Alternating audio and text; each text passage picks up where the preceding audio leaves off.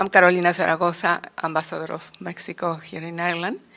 The embassies of India and Mexico welcome you to what is a very significant activity for our embassies, the promotion of contributions made by our diasporas to their adopted countries. The project to shape grew and was named Emerald Heart, Many Nations, One Heart. And that is exactly what it is. The organizers look for an element that will unite the three countries, India, Ireland, and Mexico, and discover the emerald, a precious stone that has great importance in our three countries. Although this emerald can have different meanings for each of us, we are united by the beating of our hearts, and we all work together to build a better world. That is why we say that even though our origins are from different nations, we are all one heart. So no matter where we are, near or far from the land we were born, we build our homes wherever we are. And this is what our diasporas are expressing. So this project is divided in three important parts. The first one is a panel discussion of an analysis forum moderated by Laura Aide de la Fuente. Welcome, Laura Aide. On the role of the diaspora, their dynamic evolution, and the contributions of the diasporas to the development of their host societies. At this time, I want to welcome, recognize, and thank our distinguished panelists and friends of the Mexican Embassy for a long time, I can say, Dr. Martin Russell and Kingsley Aikins, who will discuss the historical significance of diasporas and their role in shaping global perspectives within cultural and sustainable context. The second part of the project is the inauguration of the visual arts exhibition, Emerald Heart, Many Nations, One Heart. That is coming after the panel. And the third part, at the end of August, a literary forum will be hosted at the Indian Embassy, exact date and time to be announced in a later date. Today's forum, as I mentioned, will be moderated by Laura Aide de la Fuente, an active collaborator of this embassy and recipient of the highest honor that the Mexican government grants its citizens abroad for their support of the diaspora, the Otley Award, and she has it right now, as well as Kathrina, who is also recognized by the government of Mexico. Ms. de la Fuente is a sociologist with more than 20 years of experience in corporate financial services and information technology management. Since 2019, she has collaborated with the United Nations International Organization for Migration, representing the Mexican diaspora in Europe. And we have here Zuzana from the IOM in Ireland. Laura Aide also participated in the Global Diaspora Summit, which took place in Dublin in April 2022. Ms. de la Fuente is currently Associate Director and Senior Project Manager at AIG Insurance here in Dublin. Laura Aide, the floor is yours. Please introduce our distinguished panelists and start the important conversations that we're going to be having today.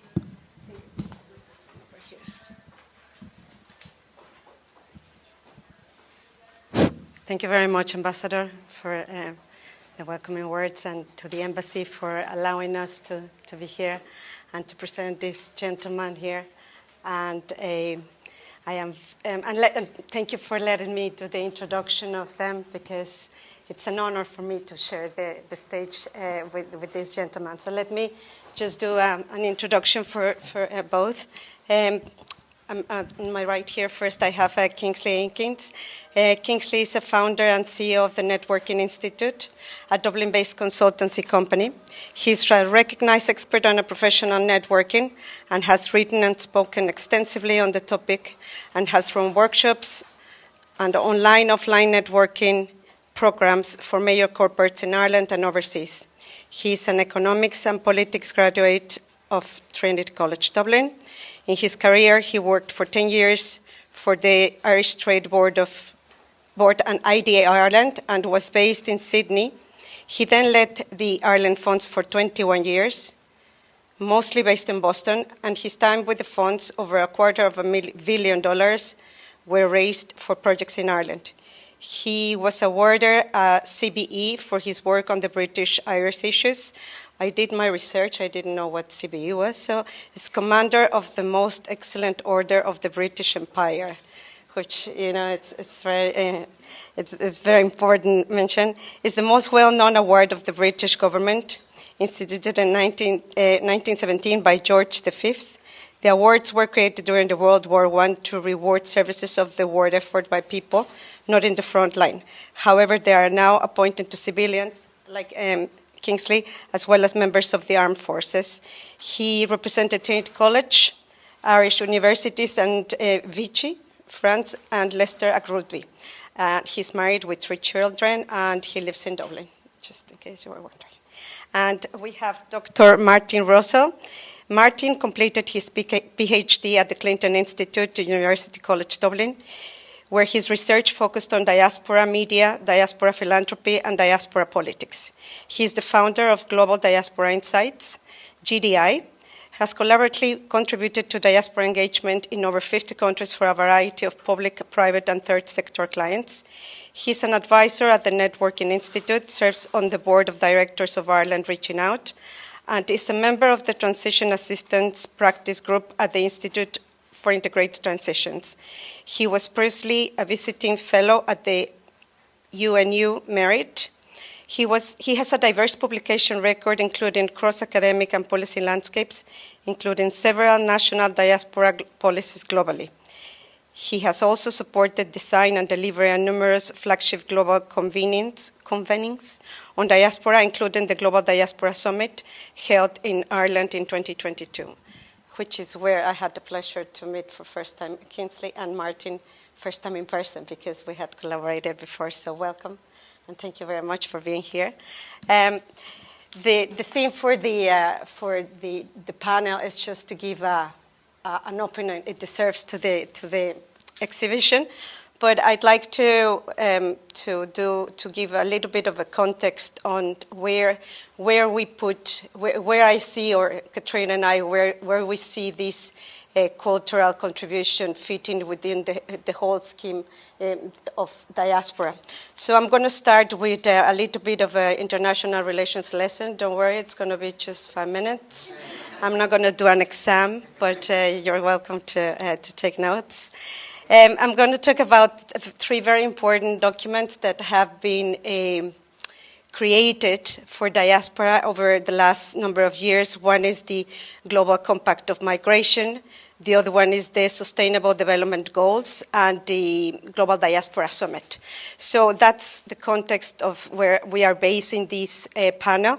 So the Global Compact of Migration is probably, all of you know all of these documents that I'm referring, you do know, but for the ones that they want to know again about this, the Global Compact of Migration is the first intergovernmental agreement prepared under the auspices of the United Nations, convening all the dimensions of international migration in a holistic and comprehensive manner. It was signed on the 19th of September 2016 in New York. The adoption of the 23 goals within the Global Compact of Migration finds its roots on the 2030 Agenda and the creation of the United Network of Migration, which creates a new push to achieve the 17 Sustainable Development Goals. So that's where the linkage is. The Sustainable Development Goals are 17 and include several references of migration in areas where, as nations, we are falling behind. And I believe this event can be very well fall under the Objective 19 of the Global Compact of Migration. And with the adoption of the Global Compact of Migration of the member states, it was prioritized. It prioritized diaspora engagement for first time, I think, for development in countries of origin, countries in transit, and countries in residence. And all of that, it is part of the Objective 19. So in April 22, which is when we have the privilege, personally me, being part of the Global Diaspora Summit that took place at Dublin Castle, it was the first time for diaspora communities that were invited, if I recall correctly. So it was very important at the time, and I was honored to be invited and be mediator of the presentation of the Diaspora Association. So that was a really important milestone for the diaspora community.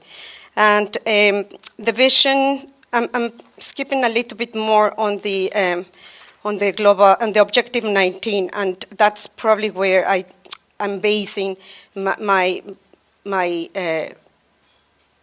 idea of how these cultural contributions from these artists fall under. So the Objective 19 says that it's about migrant and diaspora contributions, and to create this objective is it was made to create conditions for migrants and diasporas to fully contribute to sustainable development in all countries. And I'm just reading a couple of extracts there that I think they are important.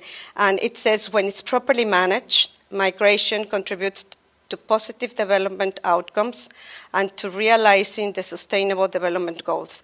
Migrants often bring significant benefits to their new communities in the form of skills by strengthening the labor force as well as through the investment of cultural diversity.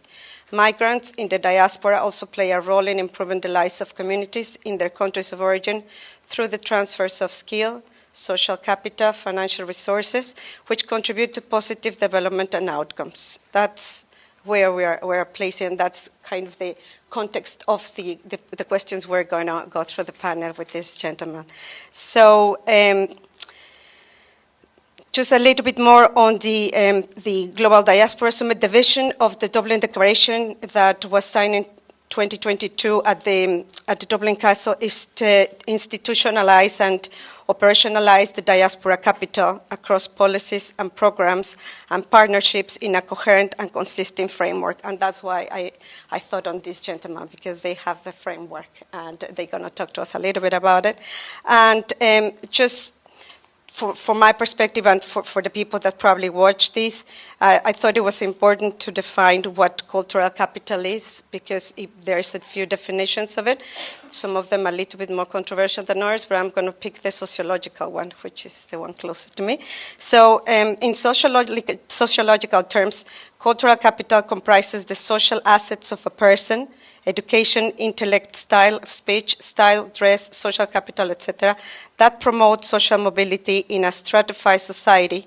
Cultural capital functions as a social relation within an economy and practices, and includes the accumulated cultural knowledge that confers social status and power. That's the simplest definition that I found on cultural capital. So that's kind of the context of everything, and so let's dive into the questions on the theme. So I have the first question as an introduction to the theme for Martin. Can you talk to us as a researcher about the historical significance of Irish diasporas? If you can take us back to your entry point to your diaspora studies.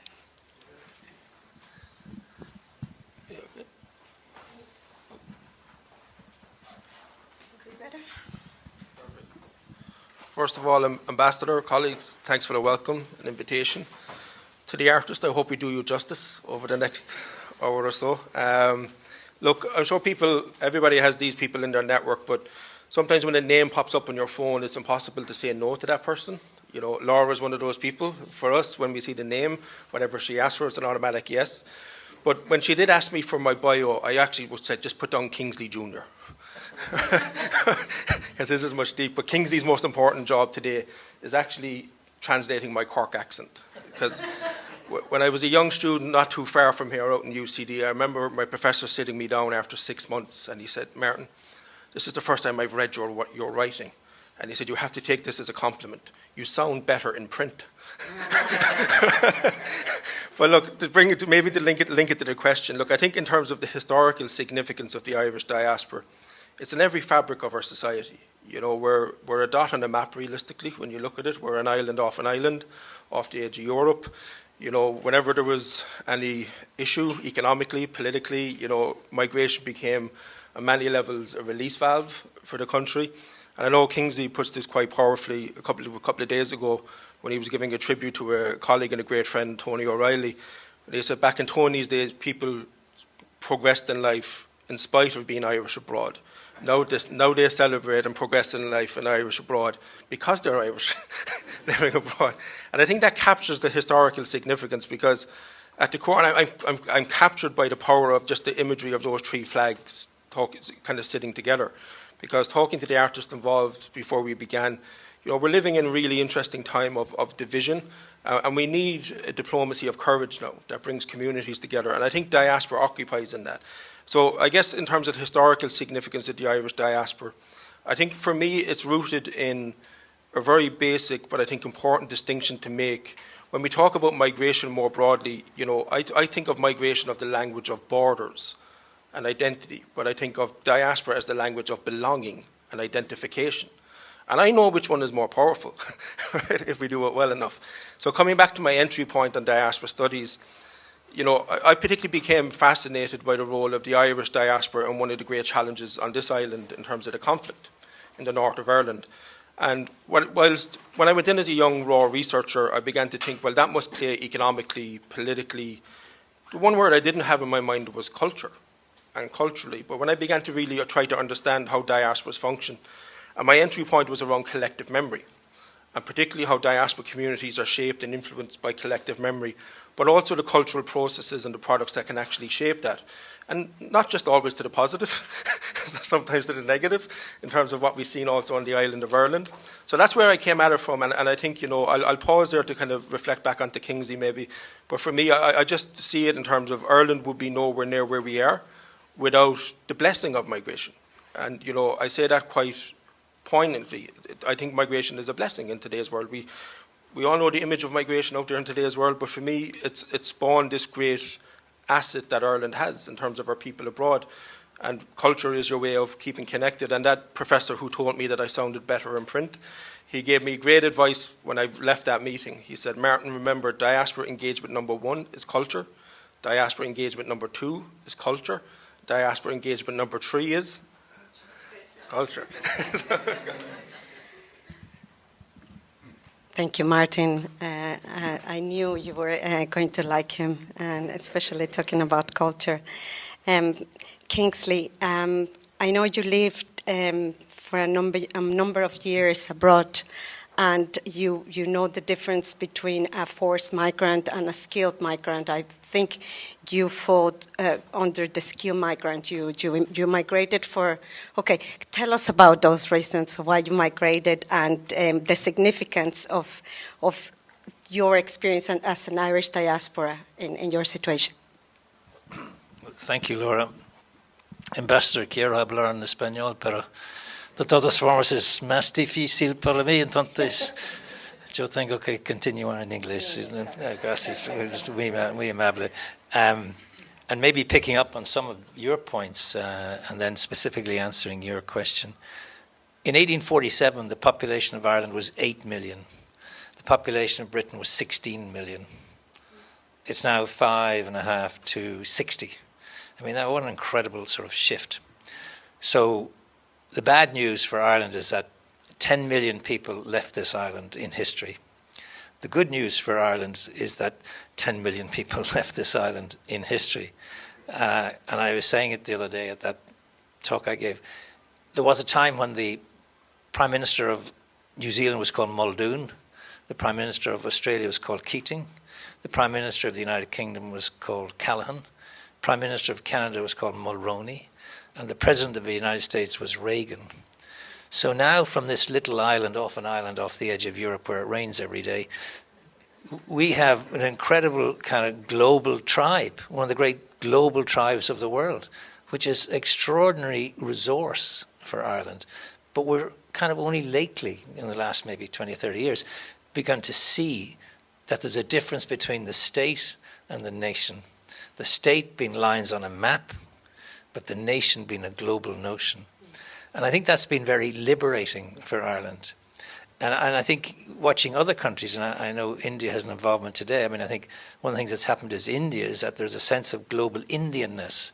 And I think, you know, diaspora participation and engagement can be very helpful in what I call nation branding, you know, creating what people think of other countries. And your diaspora can play such an incredible role in that. Now I've forgotten your question. What was it?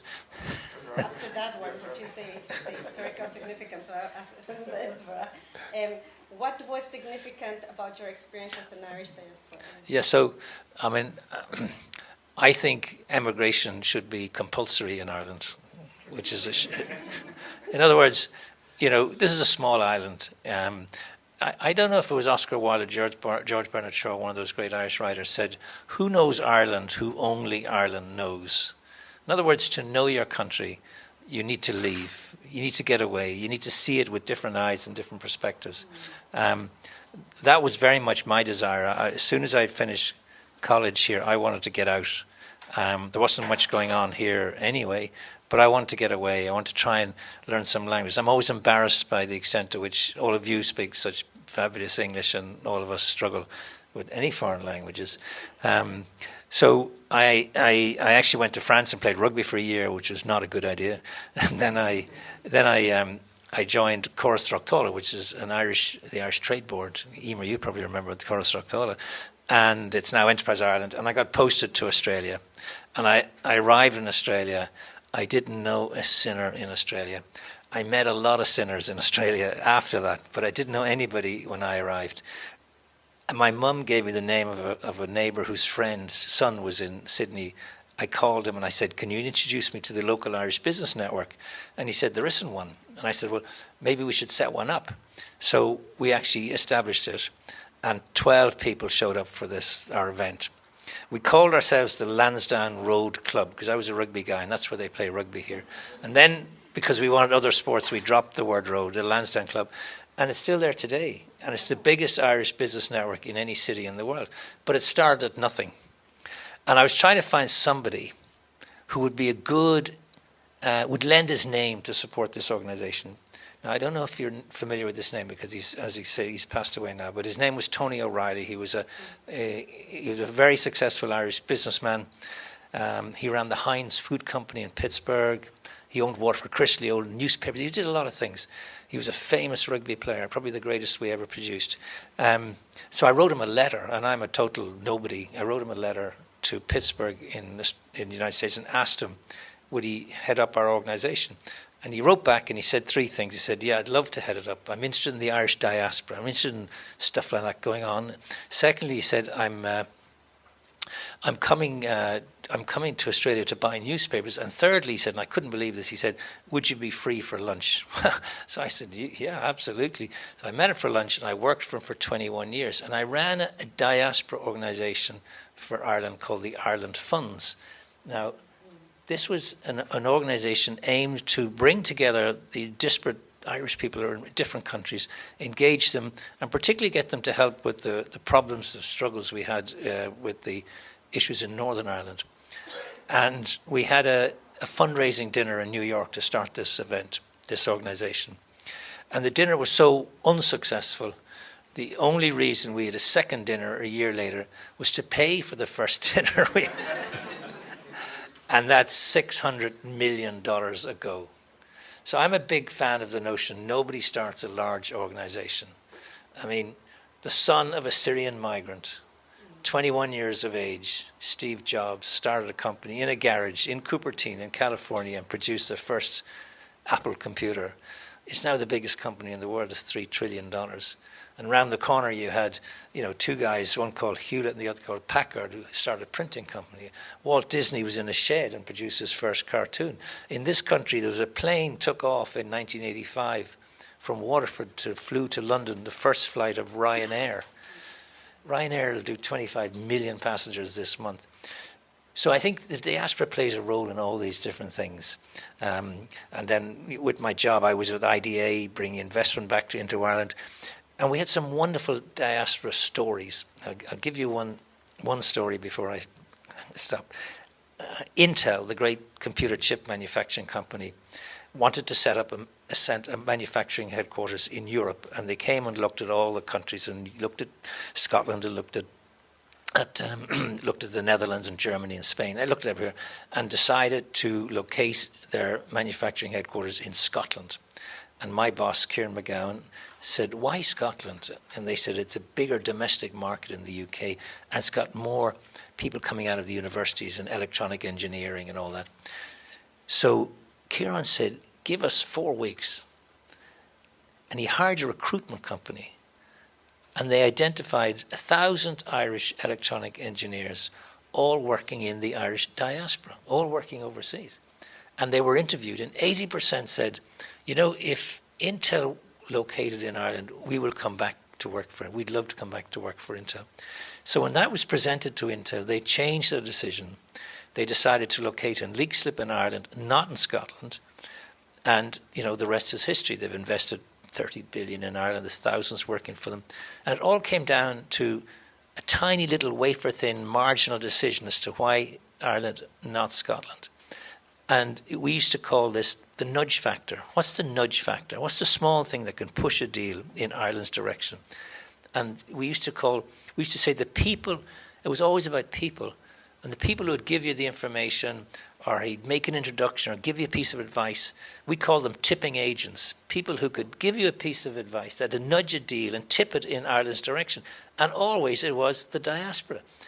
So we've developed this concept of DDI as a subset of FDI. FDI is foreign direct investment. DDI is diaspora direct investment. And there are so many stories. I could spend all afternoon giving you examples and stories.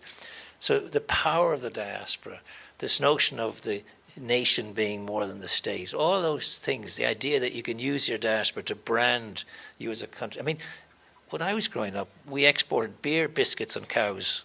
That's all we did. But now look at where we're at today, and that happened in a relatively short period of time. So using all your resources, your diaspora is a formidable resource. Thank you, Kingsley.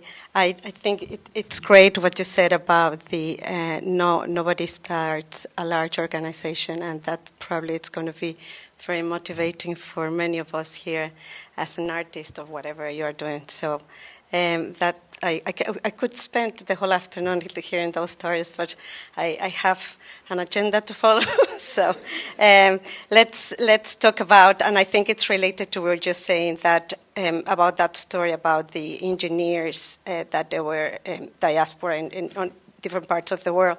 So I want to touch a little bit now on the cultural capital, which is all those assets that all of those people, all of us as diaspora bring to wherever we go in the world. So what are Ireland's most well-regarded cultural capital assets, do you think, Martin? Well, I think we moved on from beer and biscuits, but they're still important. No, look, I think on one level, this might sound like a bit of a flippant answer to begin with, but I think our people, on one level, are incredibly important cultural assets for the nation. Coming back to what Kingsley talked about in terms of power and what people think about you, and there's sound, particularly kind of relevant academic theory on this by a professor at USC, Professor Nicholas Cull. He talks about we're in the age of reputational security. And I think culture and the power of being able to tell your story, and most importantly, who is telling that story in an authentic way, is important. And I think that's accelerating when we look at the innovations around artificial intelligence. Somebody joked to me the other day, is that how do we make sure that there's authentic intelligence in terms of artificial intelligence? I think it's a nice way of looking at it in terms of where we're going. And I think just in terms of diaspora engagement, the phrase I would always use, and we've seen this to directly answer the Irish question, I think we've put cultural engagement front and centre of our diaspora engagement model. So if you want to look at it a very clinical way in terms of what the Irish government does, for example, one of the key instruments that the Irish government has is an instrument called the Immigrant Support Programme. And this is a fund to support diaspora organisations all over the world. And at the core of the mission of that programme is to support the most vulnerable members of the Irish diaspora. But the way the Irish government realised that they would get to these people is through the power of culture, for example, because quite often, the migration journey is not all roses in the gardens. It's tough, right? So I think Kingsley with the line one day of saying migration is a journey of struggle to success to significance. And not everybody goes through that journey. Some people stay within it. But what we also began to see through that programme, because it was 10 years old in about 2014, so 20 years old, and we're getting old in many ways. We did a review of that after 10 years for the Irish government. But what we also began to see was culture was the glue in terms of where you engage also the overachievers in your diaspora. So a mutual friend of Kingsley and I, who was the former Consul General in New York, Tim O'Connor, he had a great line. He said, the two most important streets for Ireland in New York were Wall Street and Broadway. I think it's a very powerful way of looking at it in the sense of where that cultural piece can play out. So historically, music, arts, literature, and we've been very prominent in those terrains. We've also, I think, tried to embrace that, that does need to be evolving with the times. I think a friend of mine had a great tagline. We'd look at something like Riverdance. It made Irish dancing sexy. When it wasn't maybe sexy before, when you think about it. But that was driven then in terms of a cultural product. And I think it does come back to, and this is where I think embassies and diplomatic missions at large have a critical role to play. Because, the boundaries of cultural diplomacy, public diplomacy, economic diplomacy, they're not as set and as disparate as they were once in terms of relationships to each other. They're merging now and those lines are blurring. So I think we've evolved, as I say, from biscuits and beer. Beer is still important. I think you might want to tell the story of the pub network, Kingsley, that you were involved with many years ago. But I think what we've also tried to understand is the power of that culture to tell our story as a nation. And most importantly, I think we might come to it later, maybe in Q&A as well. Quite often in diaspora work, there's a balancing act between telling the story of the past, but also telling the story of the nation of where you are now and where you want to go in the future. And that's something to a degree, I think, this is my own personal reflection in Ireland. We've kind of struggled a little bit with, we call it almost kind of leprechaunism, right? In the sense of certain people have an image of Ireland as a backward agricultural green economy, and that's great, that brings people here for tourism. But we also want them to know that we're the land of intel, the land of his, and most importantly, what's coming downstream. And your cultural gateways are the storytellers to help you get there, I think. So that's the best I got in that. Just to add a quick, so when I was with IDA, our job was to promote Ireland in Australia, and I shared an office with the Irish Tourist Board, but they were trying to promote a completely different Ireland from the Ireland I was trying to promote, and they wanted to show pictures of cows leaning over fences and all that kind of stuff, and so we came to a compromise. So I decided I was going to promote Ireland as a centre of computer literate cows leaning over fences. That's great. I'm glad that it's being recorded because there's a lot of gems on those answers. So I'm certainly gonna watch it again and take a note of it. Thank you, Martin. Thank you, Kingsley. Cultural capital assets. You described all of those. Generally speaking, as an Irish, from your experience, Kingsley, like you said, you lived in six countries for a number of years. What were the most useful cultural capital assets in those in those years of experience? And most importantly, when did you realize that or those were your capital assets, your cultural capital assets? So I lived in Australia, I lived in France for a while, I lived in the UK, I lived in the United States for 15 years. And eventually came back here, and as all Irish people eventually wander back home. And I often wonder, what's the glue for people in the Irish diaspora? And I think it's having a really strong sense of belonging. I think belonging is very powerful in diasporas. But here's the interesting thing. I don't think it's about belonging to Ireland. It's belonging to a place. And not only are people very passionate about Donegal, they rather hope Cork falls over. You know what I mean? There's this kind of slight animosity towards the other counties, so they're very passionate. And we're going to see it next Sunday. Yes. So, so I think, in terms of the question about culture, the culture very often is not about the whole country, it's about a place. The other thing I realize is that, I don't know what the situation is with Mexico or with India, but there's a big difference, certainly I found it in the United States, between Irish Americans, in other words, people who were born in the United States and their parents or grandparents were Irish, and Irish-born people. Really quite different animals. And we have a tendency to just say, there's 33 million Irish people around the world. There aren't really. And they're quite different. And you need to have different policies and programs and projects to appeal to these people. And they have different instincts. In fact, being an Irish American very often means you're passionate about Notre Dame University in Chicago rather than Trinity College Dublin. So I think it's important that we understand all these different layers within it and all these different subset and segments within it. And frankly, often diaspora groups fight, amongst themselves.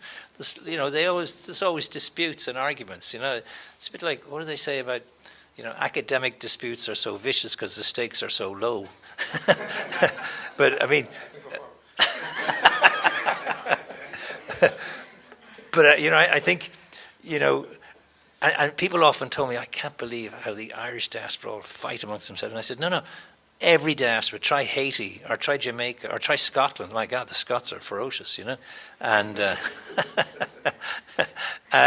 so, you get lots and lots of, different. And one thing we haven't quite mentioned yet is sport. I mean, the power of sport. Now, I don't know what happened in Mexico and Copa Americana. No, don't talk. No, don't. Okay. Actually, there's a funny story in terms of soccer and division in Glasgow. You might know there's two soccer teams in Glasgow. There's Glasgow Celtic and Glasgow Rangers. And the guy is going out for the 10th weekend in a row to watch Glasgow Celtic, and his wife says, I think you love Glasgow Celtic more than you love me. And he said, honey, I love Rangers more than I love you. Thank you. I think I have a couple of more questions regarding cultural capital. Let me see who of you want to answer that.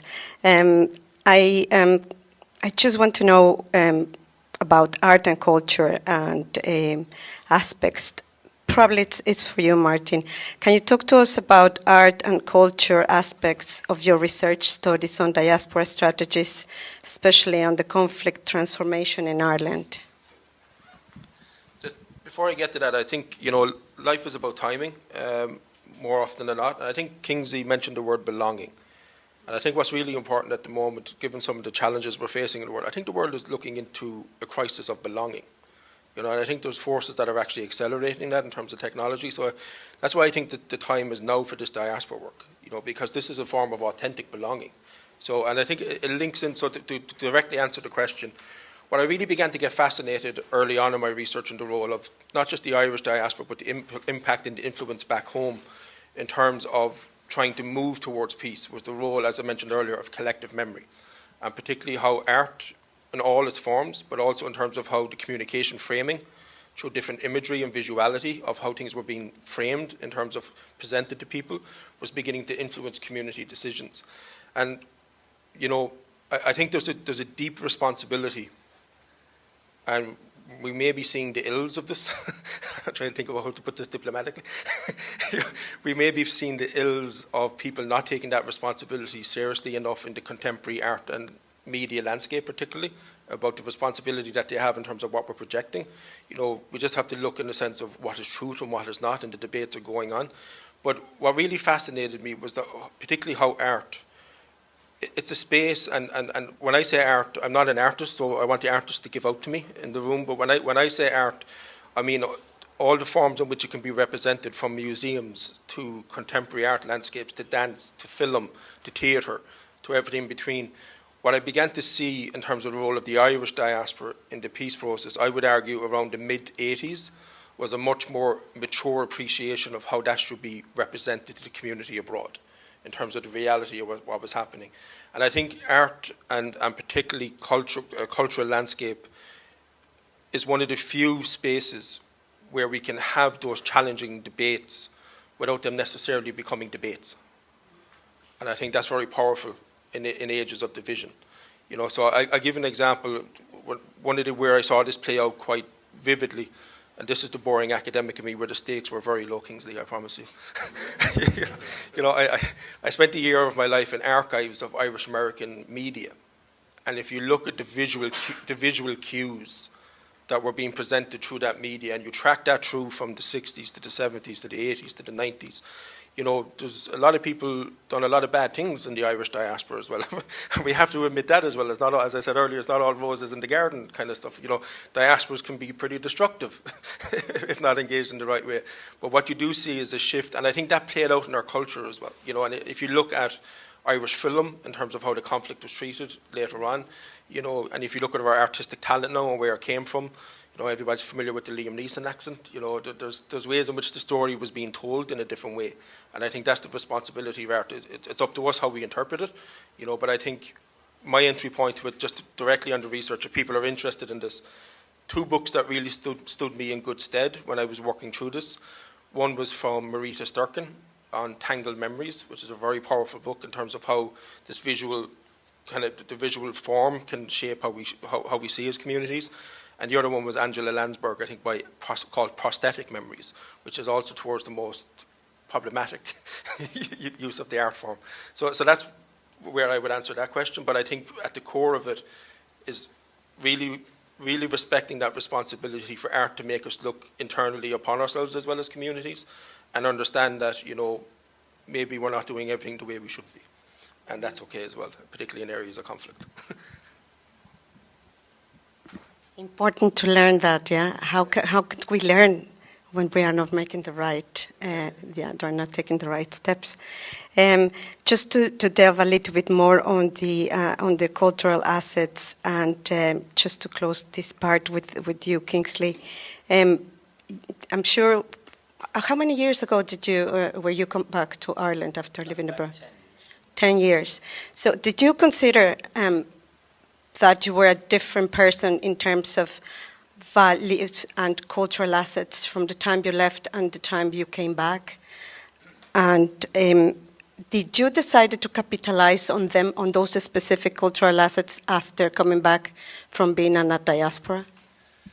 So I lived 30 years, you know, in the diaspora, and I experienced all the different aspects of the diaspora. Also, you know, I wanted to be very careful that I didn't live in a ghetto. You know, I didn't just hang around with Irish people. And here am I, running a diaspora organisation from Ireland, working for the Irish government, promoting Irish. So I had to really make sure that I counterbalance that. I think there's a danger from people who live abroad for a long time, is that they're not quite at home in the country in which they're living, and then they come back to their own country and they're not quite at home there either. So they're kind of slightly disconnected with both. Now, I don't blame the countries for that. I blame the individual. You have to make up your own mind, and you have to adapt to and adopt to the country you've decided to go and live in, and the country that you then decide to go back to. So why did I come back after all those years? And what was the experience? Well, I certainly came back to a very, very different country here from the one when I left. I mean, I left, it was pretty grim, economically grim. There wasn't much confidence in the country. There wasn't much talent in the country because most of it kind of left. So I came back. So why did I come back? Well, I joke sometimes because I say that it partly was driven because I wanted my kids to be back this part of the world, not necessarily back in Ireland, but back in Europe. So I feel strongly a sense of being European. But my daughter came to me when we were living in the United States, and she was born there and educated there. And she said, "Dad, I'd like you to meet Hank," right? And Hank is an all-American good old boy, and he's from Nevada. And his parents are big Trump supporters, and they love guns and all that kind of thing. And they'd like us to come down for Thanksgiving for the weekend. And I said, oh God, I'm not sure I can take this. So I can't take this. So we came back to live in Ireland. And so my daughter rings me. Same daughter rings me then about a year ago, and she says, Dad, she lives in Amsterdam. Dad, I'd like you to meet Keon. I said, oh, Keon, where's he from? She said, Booterstown, right, which is just around the corner here. And I said to my wife, job done, you know. So, and in a way, that answers culturally, you know, what was important to us. And what I found absolutely fascinating, my kids have come back, and as I said, I encouraged my kids to go away, and they went away, but to Europe, in Amsterdam and Berlin and London, you know. I think that's interesting. I think a big question about diasporas we haven't quite touched on, but is one of who are they, where are they, what are they doing? And to put any policies, programs, and policies in place and projects in place, you need to have that information. But actually, mostly, nobody has that information. It's in different pockets. And Martin, you alluded to earlier, I was chairman of the Global Irish Pub Network. Now, somebody has to do that job. And there's 7,000 Irish pubs outside Ireland. So there's more Irish pubs outside Ireland than inside Ireland. So in a way, what we need to talk about is actually food and drink. And this country, Mexico, is such a fantastic name and reputation for food. And years ago I did a project for the French government in Paris for the Vietnamese diaspora in France. And there's of course historical connections between Vietnam and France. And one of the things they did was to get people on their phones to punch in the word that they think most signifies Vietnam in France. And the word that came up was food. So I think food is something we shouldn't ignore or forget about. And you guys have got such a phenomenal reputation and history in that space. So culture is a broad topic. Definitely. Culture gives us a lot to talk about. But yeah, food, for example, it's an important one for the Mexicans, and they don't let me lie here. But I was actually listening to a program today from a nutritionist, and he was talking about in many years ago, food was for nourishment and love, and now food is also is for financial gains, but not to going into another line of thought. Food is also culturally what defines some countries as well, and Mexico is one of them. Is very, very rich in gastronomy as well.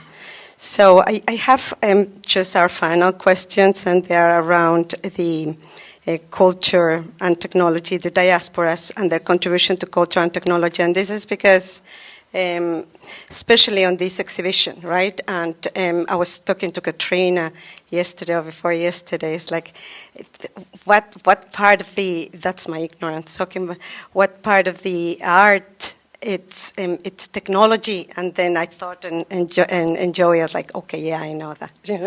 It's the merge of all these new tools and technologies. So I just wanted to know if can you share a couple of recent cases where you have seen the work of diasporas in art and culture being formally supported by the country policies, especially. I don't know if you've been involved in all of those conversations as well, Kingsley, but can any of you talk to me about if you've seen some of good examples, especially for them that they want to learn from that, you know? Yeah, of course. Look, I think to underpin that, and this is a bit of a, we're getting there slowly but surely, but it's a bit of a crazy dream that I have. I think every country in the world should have a diaspora policy. And the reality is that not every country does. And I think that's where that support comes from. So I'll give you a couple of examples, because on the technology point, I think the infusion of technology in the creation and the distribution of the art form was one thing. But I think also what you're beginning to see is that technology now is becoming an arena of that art form. And I think that brings a different set of challenges to it. So I'll give you a very practical example of what I mean by that. And it links to Kingsley's story. The word I would use, Kingsley, to your story is life cycles. Sometimes we forget that diasporas are people. We mentioned big numbers in terms of we have X million people living abroad. They send back X million or billion in remittances. But these are people at the end of the day, and life cycles become important. And what I've seen, for example, in friends and in different communities is that quite often people have children, for example. Their cultural antenna goes onto a different radar. When those kids have kids, when people become grandparents, the cultural antenna goes up a bit. So I think it's important that you play across in that. And that's the first example I would give. In Greece, for example, the Ministry of Foreign Affairs were incredibly worried about the intergenerational belonging and affinity to the culture, and whether that was language, Greek mythology, Greek stories. So in terms of the contemporary space, they realized that to engage people 5, 10, 15, 20, to keep that sense of connection, it was going to need a much more of a digital delivery of the cultural product. So they did a partnership with the Niarchos Foundation, who hired a digital content studio that created an app called Stali and Enka. And this is basically cartoons for kids. And I was talking to one of the people involved in it, and they said, where did the light bulb go? And they used the joke, they said they were sitting on a plane and they watched the family talking to each other. And the grandparents were talking to the parents, but the kids were on the plane like this for 3 hours. So they said, if we're going to engage them in terms of staying connected to Greece, we're going to have to come up with a digital product on our culture to tell the story in the arena that they're in. So the policy drove that. So that was a partnership between the Ministry of Foreign Affairs, the Niarchos Foundation, and a digital content hub to produce this out. It was so successful, the Niarchos Foundation have now funded the Asia Society in the US to build out similar products for the Asian community across the US. I think a really powerful kind of hybrid in-person, we say high-tech and high-touch, in terms of the interconnection of technology and the people side of this business. If you look like a country like Ghana, for example, that began through the lens of tourism, in terms of, they called it the year of return. So we had something quite similar called the Gathering in Ireland to bring people back through tourism. But out of that, they built a 10-year policy called Beyond the Year of Return that built the diaspora policy, but there's cultural offerings built across that. So I think it's important that government get this and understand it and invest in it, because everything we've talked about today in terms of belonging, connections with community, you can't take them for granted, and you have to invest in it, and you have to have people in the field meeting the diaspora where they are to stay engaged with them. So there are 2 examples.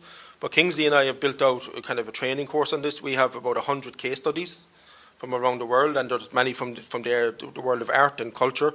We'd be happy to kind of collate some of those, and you can share it to the audience, and you can. And as we said, Kingsley, we haven't mentioned this, but Kingsley and I are founding members of a group called CASE, C-A-S-E, and it stands for Copy and Steal Everything. So look at what other countries have done and do it for your own. And I think there's something else we haven't mentioned today. And I think the great crisis facing the world today is loneliness and isolation. And the Harvard longitudinal study on loneliness, which has been going on for 85 years, says that isolation is more damaging to your health and your longevity than cigarettes, alcohol, or drugs. I mean, that really puts it up there. And I think the recent events of COVID and working from home, etc., I think it's creating real mental health issues, particularly for the younger generation. But that whole idea that diasporas can help break down that loneliness and isolation. If you look at the cities around Europe, like in Paris, Stockholm, 70% of people live alone, and technology is fantastic, but who's going to feed your cat, Yeah, that's a very important topic, I think, and I'm not going to mention this lightly, but I think in the Latin or Mexican culture we have a more family-oriented actions or attitude towards the elderly, and I'm not saying there are not going to be loneliness. Is probably a lot of shades to that, but yeah, it's a very, very interesting topic, and I think we have here examples of people, helping on that regard. I want to give the opportunity as well to the people to ask questions, but I just want to ask one last questions to you, Kingsley. at the Global Diaspora Summit before the Dublin Declaration. I was watching the videos again and I was like, oh my God, it was a great time, right? But I remember at the time you delivered a master class in networking and connectedness, which ties to this loneliness. And I think it was before they signed the declaration. And I think it was very rightly put, as you said, I think you were the notch factor there for them, because at that moment they didn't sign the declaration yet. So I thought this was a true masterclass, and I wanted you to share with them a little bit more on the networking, your association networking, and the power of it, of networking and connectedness for us and for embassies, for all of us that are here. Why is that important? So it's kind of my day job now. I go around corporates and I go into schools and colleges and talk about this topic of networking, because nobody teaches networking. No school or college teaches networking. If you think about it, progress in school or college is a function of a grade, a score, a mark, a metric. It's got nothing to do with the person sitting beside you. And then you get into the real world of work, and everything depends on the people around about you. And there's a whole series of things in life that count, but can't be counted. Resilience and determination and grit and attitude and fun and humour and, as we say here, crack. These things really matter, but actually they can't be counted. So I think it's a big challenge, but also a great opportunity. I think it's a great opportunity in many cases for Irish people, because I think we are quite affable and amiable, and I think we like connecting and we like networking in many cases. But I do worry a little bit about the next generation.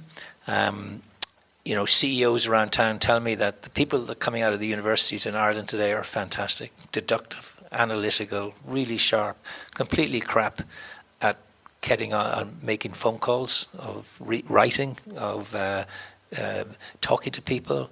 They want to avoid all of that. I think technology, which was designed to bring us all together, is actually having exactly the opposite effect. And we're living this kind of slightly atomized lives, which goes back to my previous point. So I think networking is important. And I sometimes use lines which shock people when I do these seminars. For example, early in your career, you get paid for what you do. But later in your career, you get paid for who you are. So now you've got to think about, how do you become known for who you are? How do you become known for what you do? And I hate to use the expression of it's about personal branding, because it makes you sound like a tin of beans or something. But the reality is we all have a personal brand, whether we like it or not. In fact, not having a personal brand is having a personal brand. And your personal brand is not what you say it is, it's what other people say about you.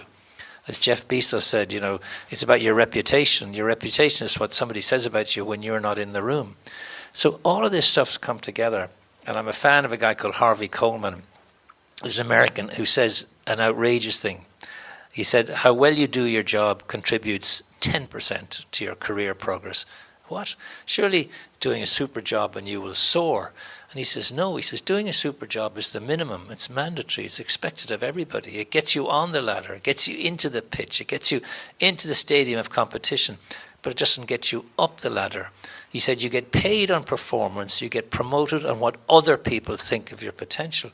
So now he's introducing those two pesky little words, other people. Now he's saying other people hold the keys to your career success.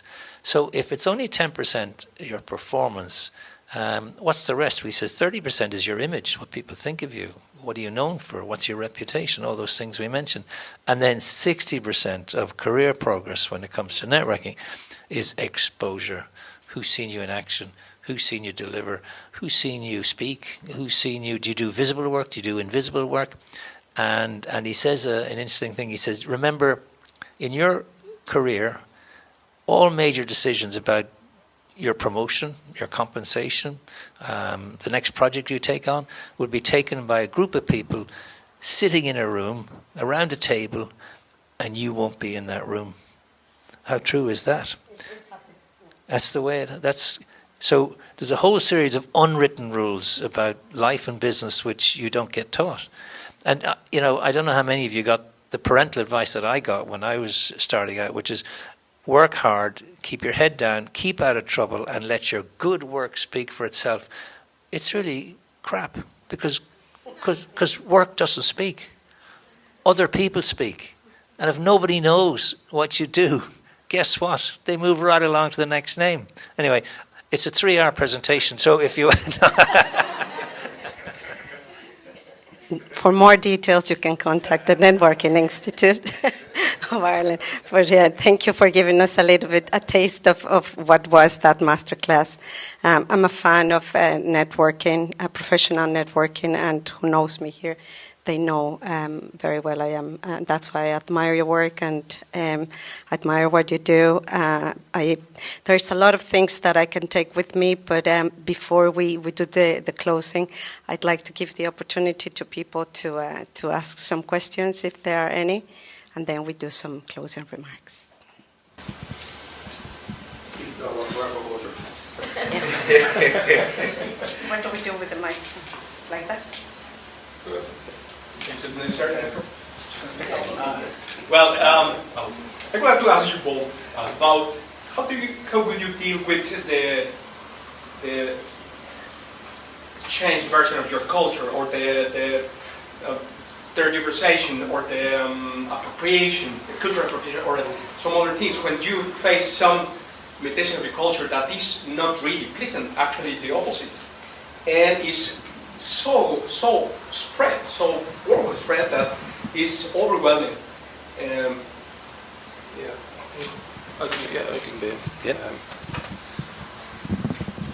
I think it's important as well, to have that understanding and acknowledgement that culture isn't static. It's a living, breathing process. And Kingsley kind of hinted at it. What we'd also have to say when we talk about diaspora, where are they, who are they, what they're doing, there's no such thing as the Irish diaspora. There's hundreds of them. So the Irish American fourth generation is different to the Irish guy from Cork living in New York working for the Bank of America. So I think what I would say is that what you have to do I speak here from working with governments particularly, you have to understand the story that you want to have out there as the authentic story. There will always be contests to that, either even from your diaspora sometimes, right, in the sense of the story, what you do. But you have to understand that appropriation is that what Mexico means, for example, to people in the Mexican diaspora will be different across your community. And it's about understanding that you need to have that nuance. And it's not that one person's sense of belonging is more important than the others. And sometimes that's where the fighting comes from. And we've seen that particularly in the conflict in Northern Ireland. The Ireland that one side of the Irish community saw in the US was not the Ireland. And ironically, one of the things I found in the research, I thought it's hard when you say this publicly because you get in trouble sometimes.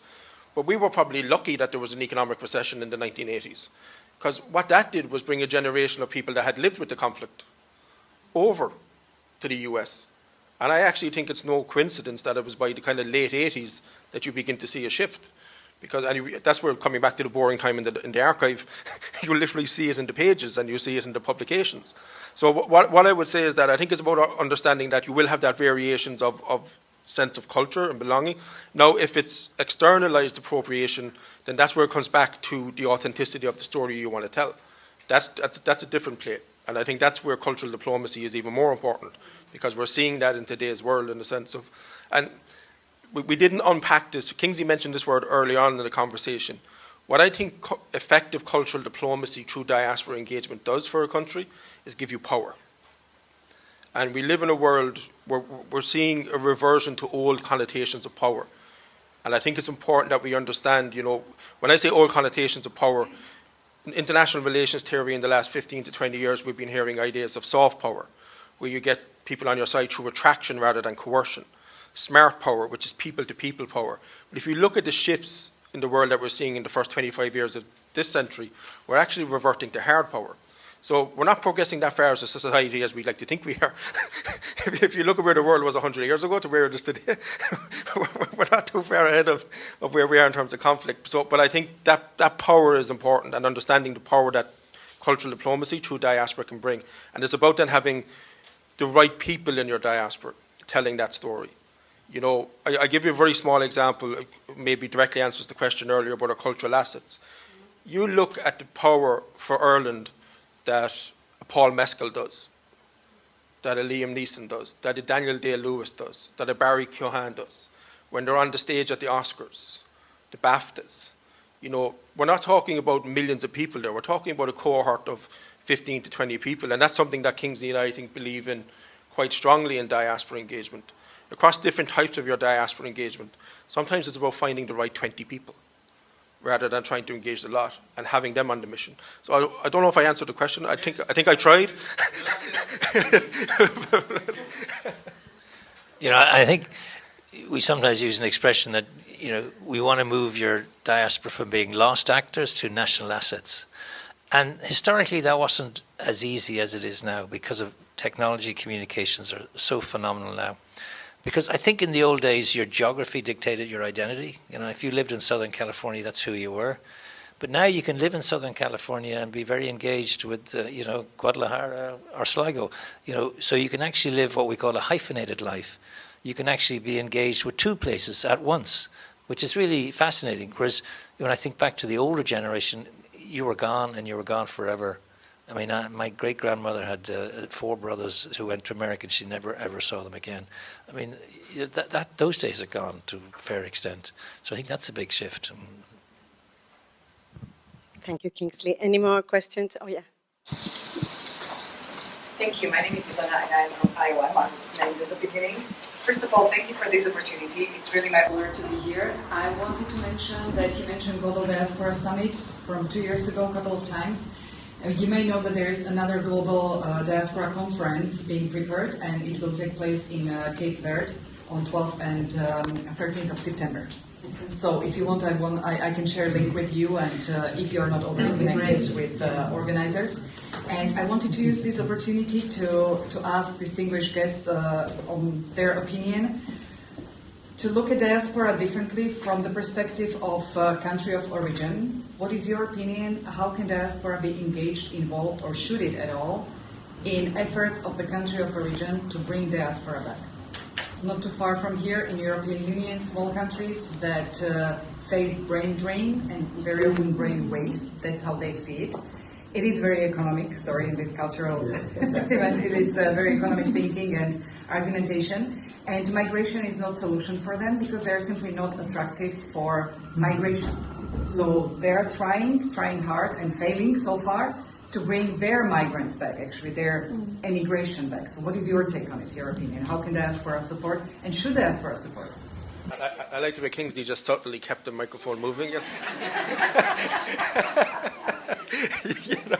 No, it's a really important question because you're hinting at tension is the wrong word, but you know, and a lot of I call it the myth of return, because I think in today's global markets, flows of ideas, economics, capital, they're borderless. And I think I hinted at it at the beginning in terms of I see migration and diaspora. The line I use is that they're like first cousins, related but different, right? And we have to understand that there's difference between them. Diasporas come out of migration, but the challenge you have comes back to life cycles. For example, we've seen even in Ireland trying to bring people back. Very simple things like when kids start going to school. And, you know, when they begin to build social networks as young children, and the parents who are trying to convince a 35-year-old that has a mortgage in Denmark to come back to, you know, human nature, it's a difficult sell. And I think the countries that, particularly across Europe and Eastern Europe, we've done a lot of work in the region that are beginning to accelerate and really excel in diaspora engagement, have realized that it's about the connected capital that they bring. That, you know, that can still have economic development back home. You know, so we've done a lot of work in the Balkans, for example. And if you look at the economic development of the Balkans, it's inextricably linked to diaspora-led or diaspora-owned businesses across Germany and Switzerland and wherever, in Italy particularly. You know, so that idea of bringing people physically back, you know, I think on paper it has always been a very attractive proposition, but it's a difficult sell to human beings. So I think it's important about having the options in play as a country of government, that it's on the table if people wish, but that shouldn't then be either or, that we're not engaging with you if you don't come back. There's a different balance to it. So, you know, I think you're right. I think there's been a struggle for success. Let me put it that way. There has been some, but there's been a struggle for success in it. But I think the added advantage that in the world that we live in today, you can be, as Kingsley mentioned, you can be sitting in Berlin from Estonia and doing incredible things for Estonia. You can be, you know, and that's the world we live in, and that's the power of it. So, yeah. look at the statistics. In 1970, 150 million people lived outside the country they were born in. It's now just short of 300 million. So it's become a massive issue. So what's the crisis facing Ireland, apart from housing and the rain? I think it's probably the attraction and retention of talent. That's the problem. So the diaspora is a source of that talent, but they have to be incentivized to come back, because they won't come back if the situation isn't as good as the one they're in. And if you look at particularly, say, medics and doctors, Perth in Australia is full of Irish doctors. So they have much better living conditions, much better weather, much better wages, much better hours on, hours off, all that kind of stuff. So what do we do in Ireland? These kids go to a good school, or go to a school, then they go to a university, they spend 7 years, they qualify as a doctor, and the Irish taxpayer has paid for these people, and they go to Perth, and at the end of the first month they get paid a salary out of which they pay tax to Perth, to Western Australia, to Australia. In theory, economically, they should be paying some fee back to Ireland, who's educated them, but that's not the way things work. And the only hope we have is that in time they'll come back with more experience, with connections, with some wealth perhaps, and contribute back here. But they won't come unless we find ways as a policy to incentivise and attract them. Just quickly on that as well.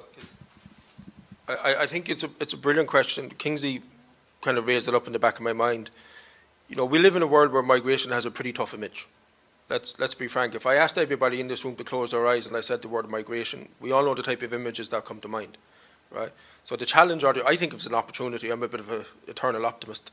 It might be the Irish of me. I actually think one of the greatest responsibilities we have in diaspora engagement work is to change the image of migration. Because if you look at this city, Kingsley and I were lucky enough to go to a pretty big multinational not too long ago to meet a friend of mine, right, called Microsoft, run by diaspora talent. Go to Intel, run by diaspora talent. Why aren't we telling that story? Because that's the power of what we're talking about here. And those organizations are being run by diaspora talent from the front line to the boardroom.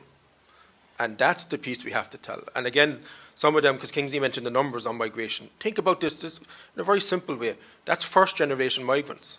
And in diaspora is much bigger than migration. But it gets about 10% of the attention of it. So we need to flip that, because that's where the power is. And if you give those people that mission, you send them into battle. And there's the message. I actually can confirm that. I worked in that environment, so I can actually confirm that. Yeah, just a very small point. I give you the microphone now to answer to you. Just probably you know about our network, the Red Global MX, the Mexican network. We actually have a lot of programs here in Europe that try to tackle that issue of the brain drain, and especially with the chapters in Central Europe like Spain and Germany, Switzerland, Ireland. We haven't contributed much, but we collaborate with those chapters. And then we have a number of initiatives where we are working with areas in disadvantage, where we are giving master classes. We are giving master classes to preparatory schools, to colleges, and to somehow give our knowledge, and we call it the circularity of knowledge, and it is our way to tackle that situation in a minimal way, but that's what we do as well. You wanted to ask a question? First of all, thank you very much. Thank you both of you, Martin and Kingsley. A lot more than I thought I was going to get out of this. I thought I was going to be here because I had to be here. But very informative, really exciting. I wanted to say something about what we just talked about and why the diaspora or the people from the countries, the host countries, they sometimes see negatively, and that is, I think, and we're seeing it in America and we're seeing it here. We hear the wrong, we hear the bad of what happened, and that gets publicized, and especially with the media today, that it just burns. It doesn't just flow, it burns. And the positive things of what the diaspora does is very seldom heard. And it also looks bad sometimes. I remember a couple of months back, I'm looking at the paper, and I'm seeing just what you're talking about. The foreigners, what they're contributing to this country. And I'm thinking that there's a lot that students that come here, even though your students that went to school here and went to universities here, they go and work abroad. However, you have students coming here to learn. And that's cheap labor for Ireland. So Ireland is taking advantage, or it's not taking advantage, it's using it. It's not taking advantage because they're getting something in return. They're learning English, but they're coming here and working for just 30 hours. In the U.S., and I'm not sure exactly how labor laws work here, but in the U.S., if you work less than 30 hours, let's say, they don't have to give you any benefits. And it's to their benefits, so you have a lot of immigrants in the U.S., documented or undocumented, and they'll work 3 jobs, 30, 60, 90 hours a week, because none of them will give them the benefits. So the U.S. benefits greatly by undocumented labor. And this is not undocumented, it's here. It's legally here, all the students that are here, but the country is greatly benefiting from that. And we don't hear that. We just hear these foreigners are coming here. The question that I had actually was, what is it about some cultures that are able to keep their cultures, their diaspora cohesive? And I'm thinking Chinese, and I'm thinking Jewish communities, that they help each other. And with some other communities, and I don't see it as much here, but I saw it a lot in the U.S. where we spent a lot of years in the U.S. Within the Mexican community, is that we say that everybody wants to be chief. Nobody wants to be the soldier. Everybody wants to be the chief. So the communities are split. And yet, when Mexico plays, everybody's behind Mexico. But we separate ourselves between cities, even within the same states. I'm from this part of the state, and you're from that part of the state, so I don't look at you right. But then when it's Mexico versus another country, yes, Mexico, we're all there. Why is it? So the question is, why is it that some countries are able, and maybe I'm wrong about that, maybe it's just something that I perceive, but the diaspora, such as in particular the Chinese and the Jewish communities. You're the academic, so you'll correct me. You'll correct me anyway. But there's such a concept as victim diasporas, right? And the great diasporas of the world are victim diasporas. So obviously the Jewish diaspora because of the Holocaust, the Irish diaspora perhaps because of the famine. And you look into the history of some of these countries, and you see that often a past which was pretty awful, and that gives them a degree of solidity, in the countries that they go to. But your earlier points are completely correct. All the research shows that migrants are better educated than the locals. In fact, I think some of the violence against migrants is a frustration because these are kind of the losers in society are taking it out. And migrants are so much better educated. I was in hospital for a week some months ago. The consultants were Irish, but everybody on the staff was from overseas. A lot of Filipinos, a lot of Eastern Europeans, and they were fantastic, absolutely fantastic, working really hard, really genuine, decent people. I think we owe them so much, but that story's not told. And the story is told, in many ways, perhaps it's social media is to blame. Social media designed to bring us all together actually is bringing together lots of really weird and wonderful people hanging out together. When we had the riots in Dublin, they came from all over because they were connected on social media within minutes and they jumped on trains and cars. In the old days, there was always nutters in every village and town, but they couldn't connect with each other, but now they can. So they become a force. And then media follow them, and it all becomes quite sort of disruptive and quite dangerous. So I think there are issues out there. First of all, he was spot on the victim diasporas, so I don't have to correct you this time, Kingsley. No, look, I think that there's a deeper question here as well. and look, I don't have the answer, but I'll ask the question in many ways. Look, I think the politics of migration has a lot to answer for. And I think it's been weaponized politically in different jurisdictions in a way that, on one level, is, I always get this word wrong, but irreprehensible. Is it? Irreprehensible. That's the one. You know, and I think, you know, I said this, I think, at the beginning. I think this is where I particularly see diaspora diplomacy as incredibly important. I think, you know, we need to have much more courage in our politics. Now, I'm conscious of where I'm saying this as well, in terms of being in Dublin and not too far from the Irish government as well. You know, we can't walk down a path that maybe some of our neighbours have. Let me put it that way. You know, because I think that's coming unless we're very, very careful in this country. I think we have to be braver on that. Coming back to your point about telling the story, the question is then who should be telling that story, because the opportunity to tell that story is there, right? And they're deciding not to tell it. And I think part of that is on us. Let me be frank. You know, I think it's so imperative that we get to people in positions of influence, whether that's economically, culturally, politically, to let them know that they are diaspora. Maybe they don't see themselves as diaspora. And I think what we have to do, and this is the boring academic in me, we have to get people using the word more, because not everybody used the word. I joked earlier. I said if I asked you to close your eyes and I say the word migration, we know the images. If I say close your eyes and say the word diaspora to most people, even in Ireland, they'll have a blank picture in their head. Now there's power in that, because you can paint that picture. But I think part of the balance is, and this is where I'll be kind of focusing some of my work moving forward, particularly in the private sector, and particularly you look at the US. You know, you look at the boardroom of the US, 224, I think, of the Fortune 500 companies were founded by migrants or the sons and daughters of migrants. Why isn't that in the front of the Wall Street Journal?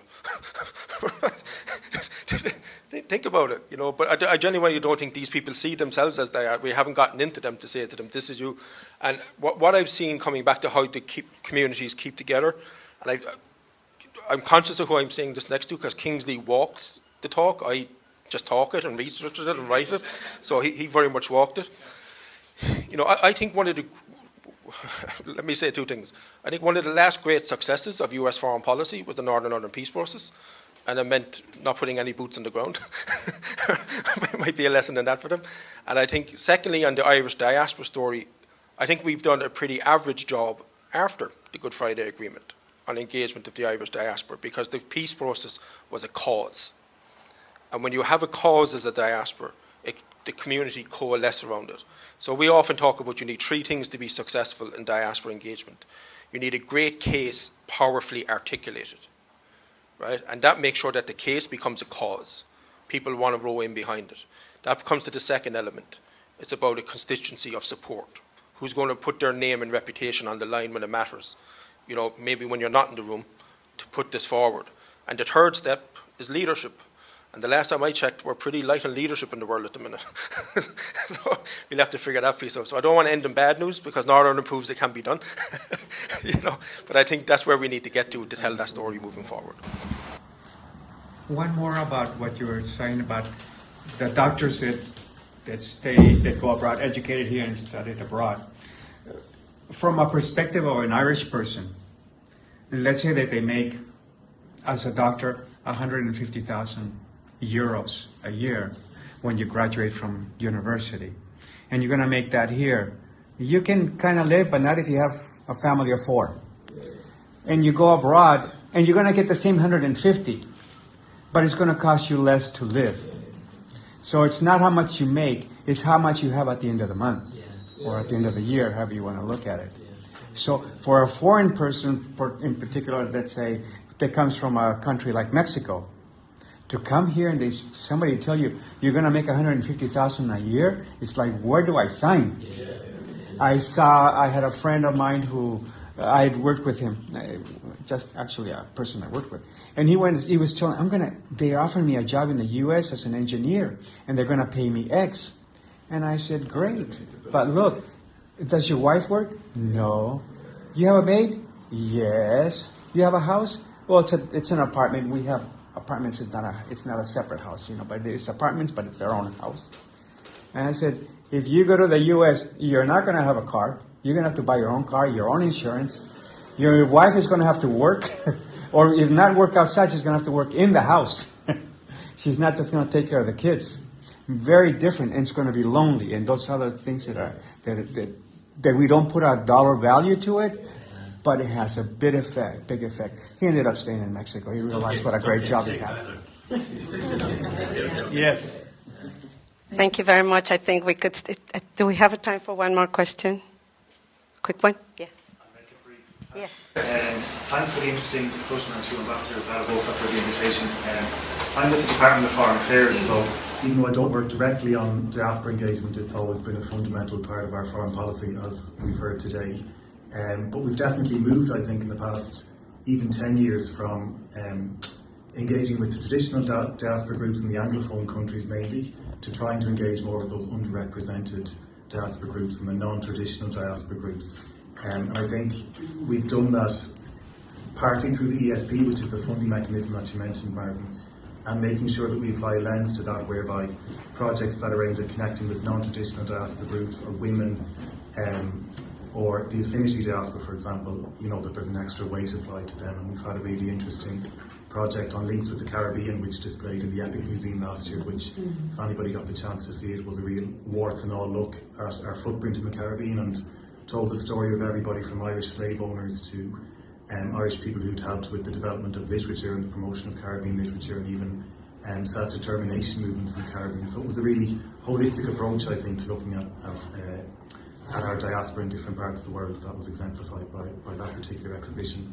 But I suppose my question is, do you have any advice or best practice examples around engaging with non-traditional diaspora groups, and particularly those groups, and I'm thinking of maybe the LGBT community or the Irish traveller community in parts of the States that might have left Ireland due to discrimination, or even feel that the state had a hand in that discrimination and would be reluctant to engage with the state on that basis. So any thoughts on that, or any opinions on how we could best engage with those groups? Very subtly handed it again,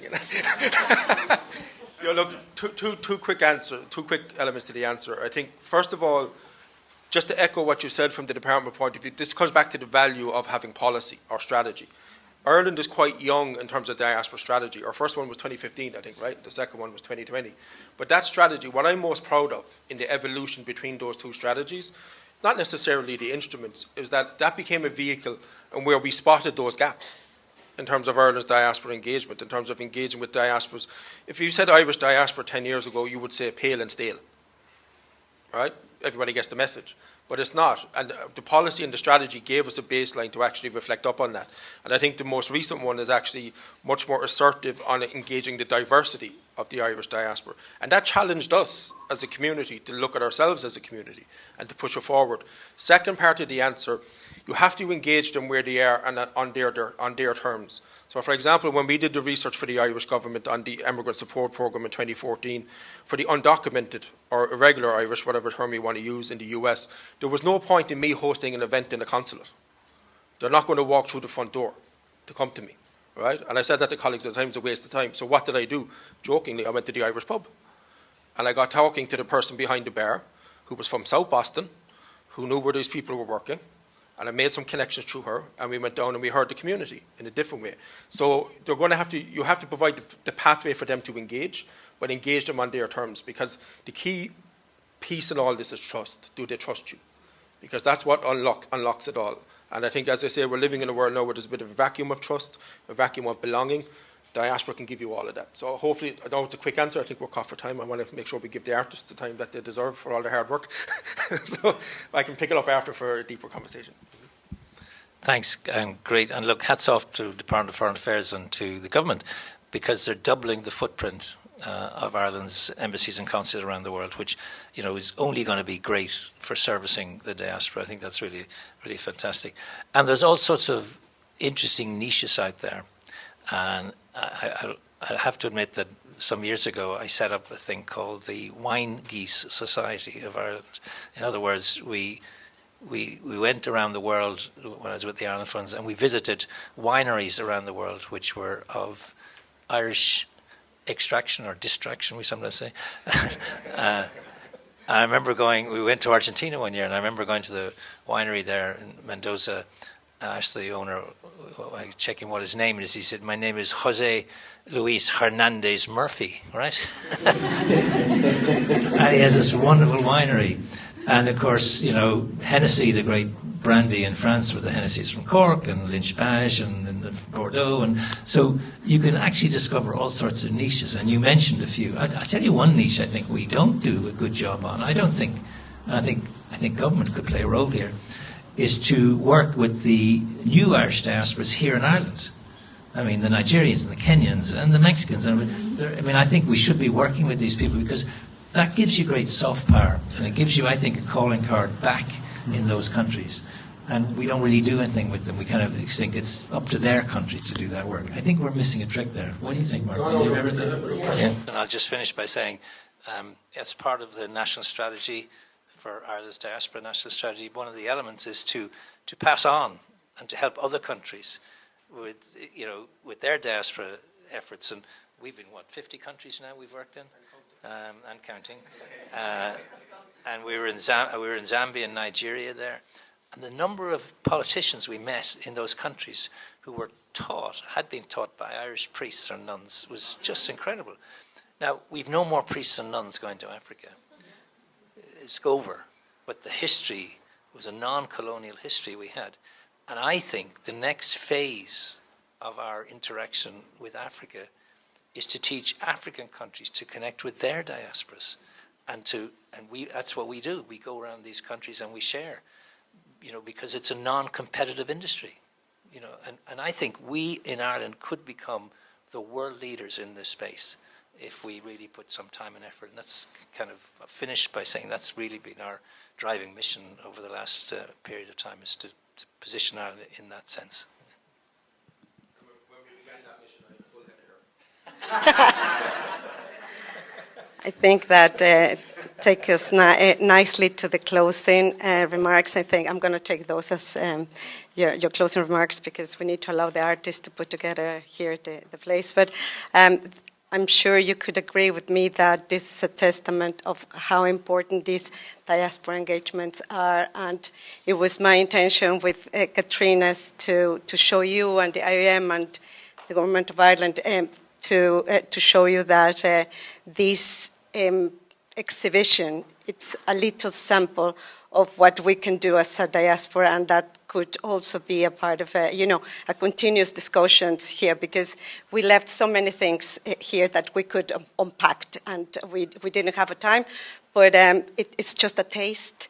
We hopefully can have more iterations of this. It was an absolute honor and pleasure to have you here and to share this stage, that it was a little bit more cozy and, and personal than the other one, but the other one was great as well, so I cannot say anything. But from my part, thank you, Ambassador, thank you everybody at the Embassy. It was, thank you for coming and for all your knowledge and experiences. Thank you.